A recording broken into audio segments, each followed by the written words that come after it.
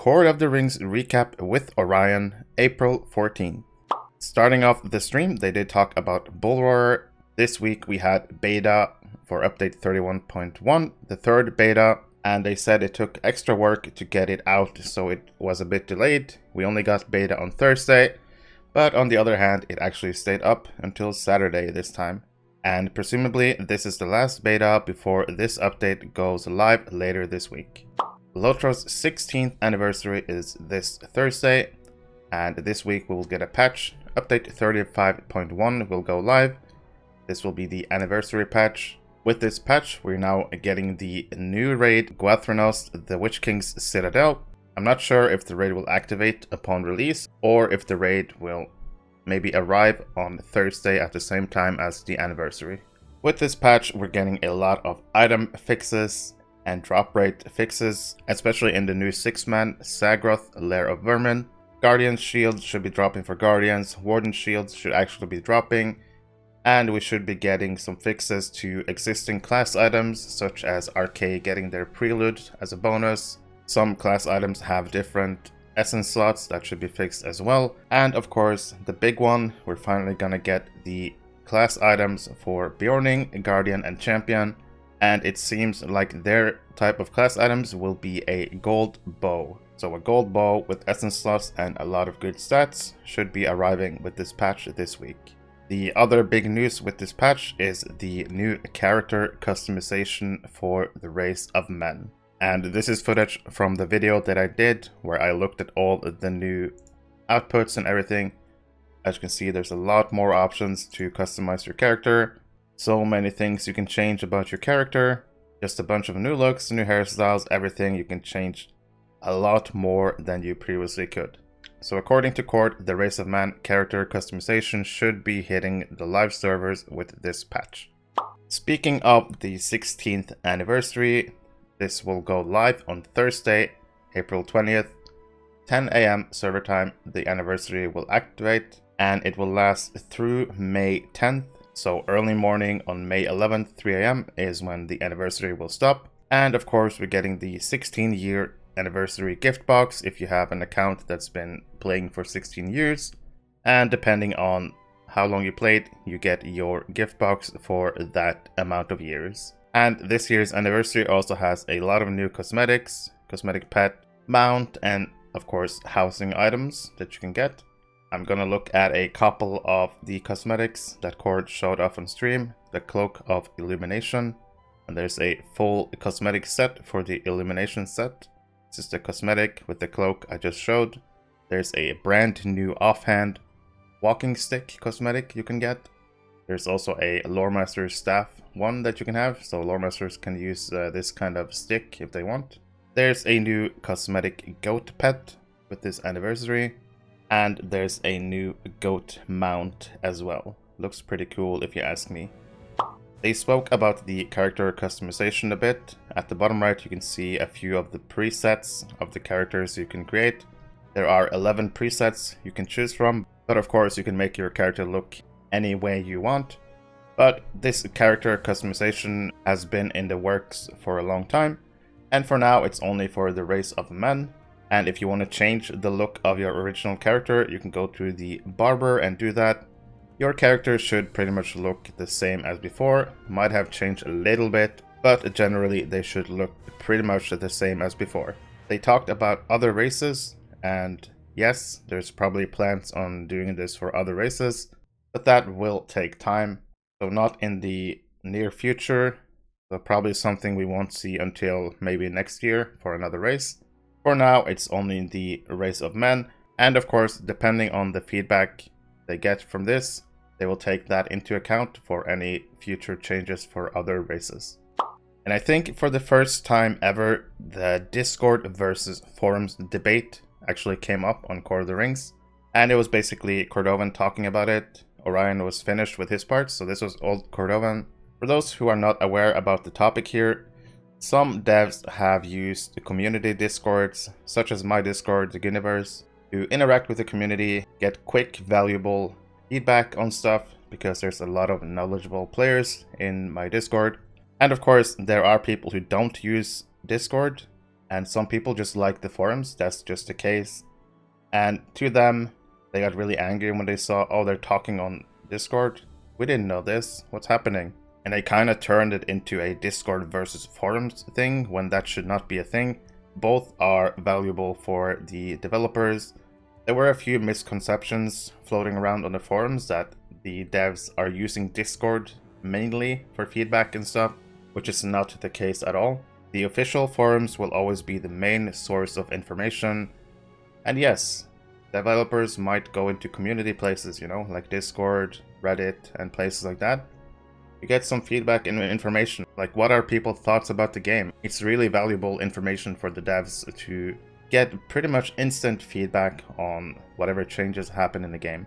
And Cord basically said what I just said. The devs are free to use community forums online if it's not the official forums, places like Discord, Twitter, Reddit, anywhere. The devs, of course, are allowed to talk there. And there's no rule saying that whatever they say on Discord must be posted on the forums. All I can say about this is that this should not be a fight. This should be everyone embracing that we can get more information and interactions with the devs. Discord is a great tool for interacting with the devs in a quick way, for short, snappy feedback and discussions. And forums is also great for feedback and official information.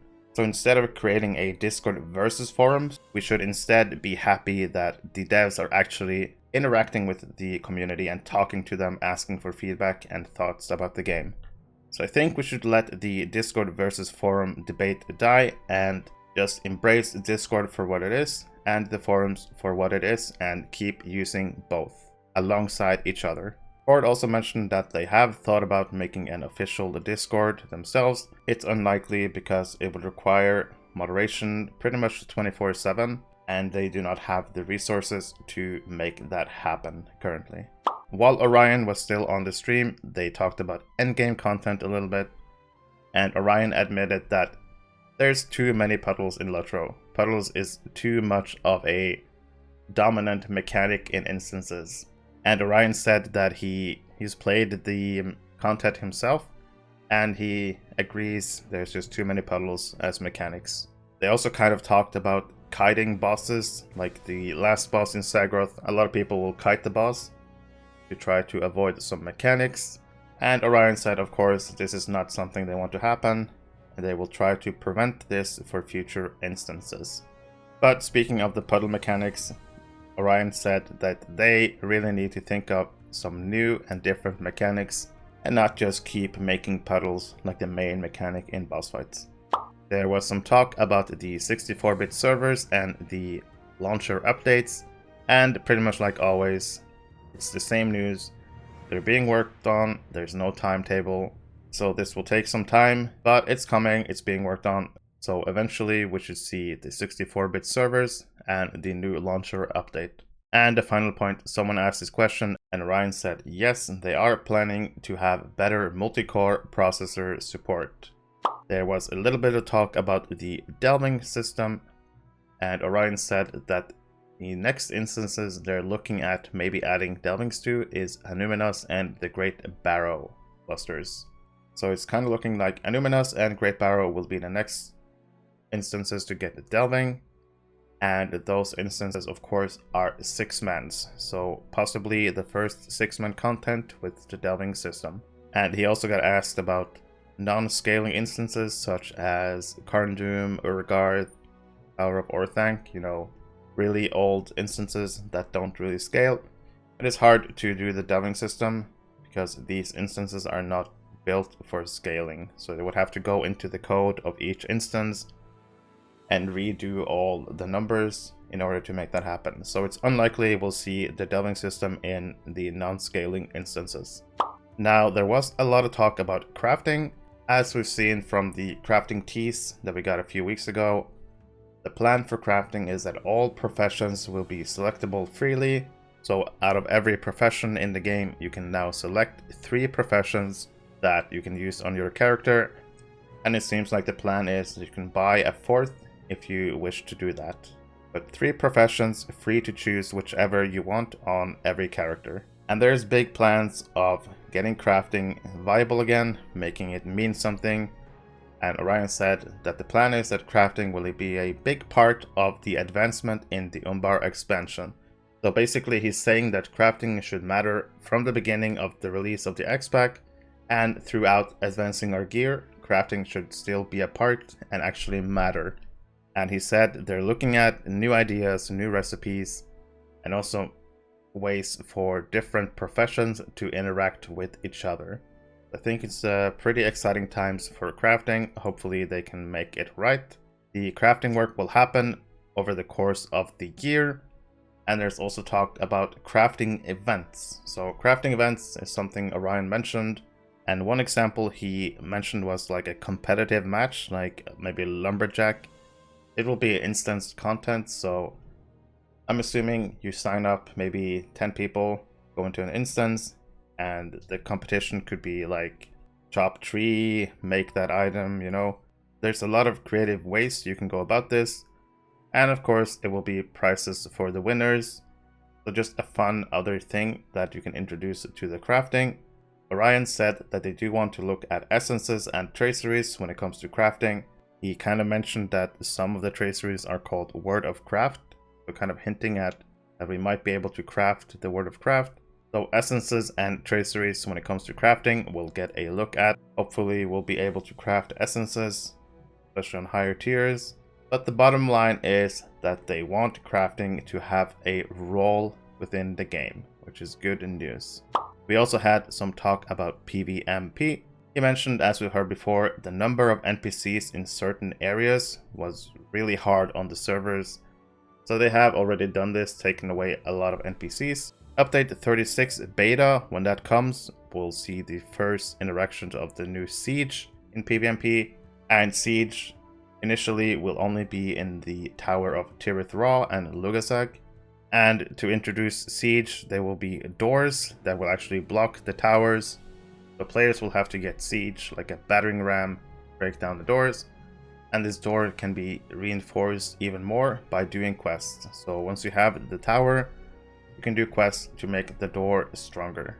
Ford was also asked, does he think there's going to be a new monster class at some point? Ford said yes, but when, he couldn't say. So obviously there's some minor plans at least for a new class, a new monster class, but unlikely in the near future. Orion spoke about PvMP Siege a bit more. So like I said, there will be doors. I believe he said there will be 2 doors, so one at the entrance to the tower, and maybe 1 door further inside the tower. The attackers will have to get a battering ram to break down that door, and the attackers can also bring siege, like catapults, to fire on enemies.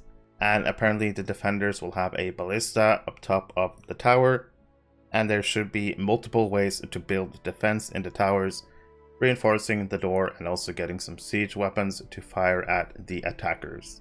It's going to be interesting to see when update 36 beta goes live and we get the first look at the PvMP siege system. There was also some talk about class work. Of course, we had the Warden Captain rework with update 35, which I would say was a pretty good success. Especially Red Captain got a really nice buff and now feels really good again to play. Blue Warden can now be a viable tank again. Red Warden is pretty much in the same spot as before, I would say. Maybe a little bit stronger. While Blue Captain can actually heal content again, and Yellow Captain is pretty much the same as before. Orion did say that the Guardian rework was planned for update 36, but due to his feedback, he changed the plans. He needs to rethink how he does the Guardian. Basically, Orion released a post saying that Yellow Line was being planned to be an AoE tank spec. And to keep it short, players did not agree with this. Guardian is already a good AoE tank, and there's no need for an AoE tank line. So from the way that Orion was talking, it seems like we might see the Yellow Line in Guardian become a utility line. That's what I hope, at least. And that's hopefully what will happen. Orion also did actually confirm that Yellow Hunter 100% will become a utility line. So the Trapper line will disappear, and Yellow Hunter will be a utility line for Blue and Red Hunter. And the Guardian and Hunter work will happen before the Umbar expansion, So sometimes in the next 5 or 6 months, we should see Guardian and Hunter reworks arrive to the game. And he also mentioned at the end that they're also looking at Bjorning and what they can change about Bjorning. There was also quite a bit of talk about stats in the game. They want to try to make stats actually matter, like BPE should matter for a tank in some cases. Right now you can actually ignore some stats, like no one really gets crit defense, no one really gets resistance, I guess incoming healing as well, so they want to make the stats matter. I believe Orion mentioned something about you can kind of ignore shadow damage, and they don't want that to be a thing. They want stats to matter and be something you have to think about. So with that in mind, the stat rework kind of started this year. They started with power rework, and I would say overall the power rework is a great success.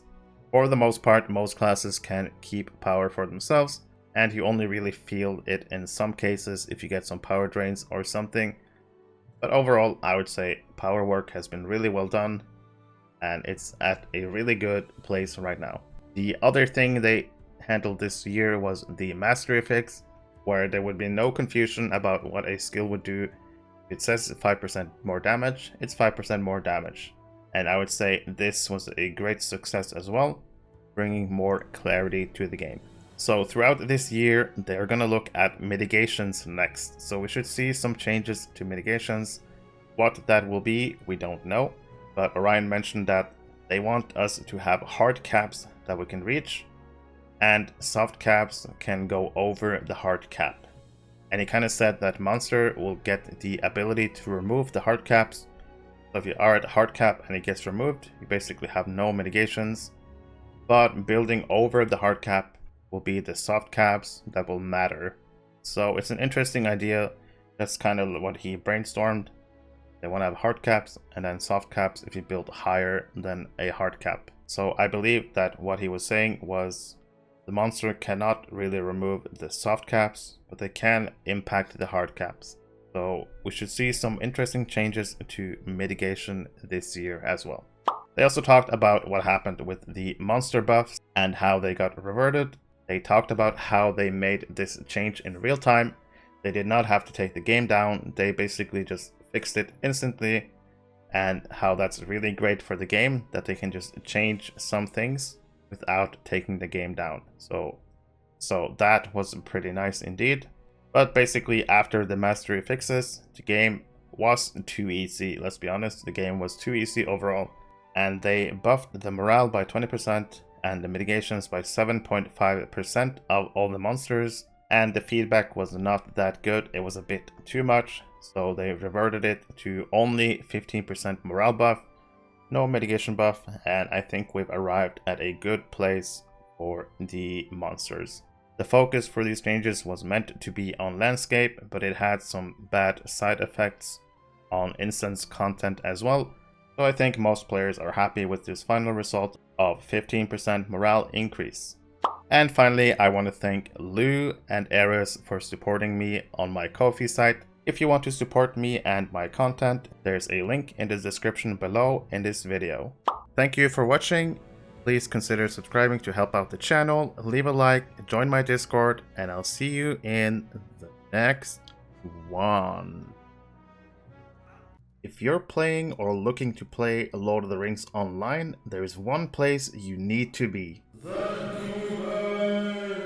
The Ghyniverse is a community Discord server for the game Lord of the Rings Online.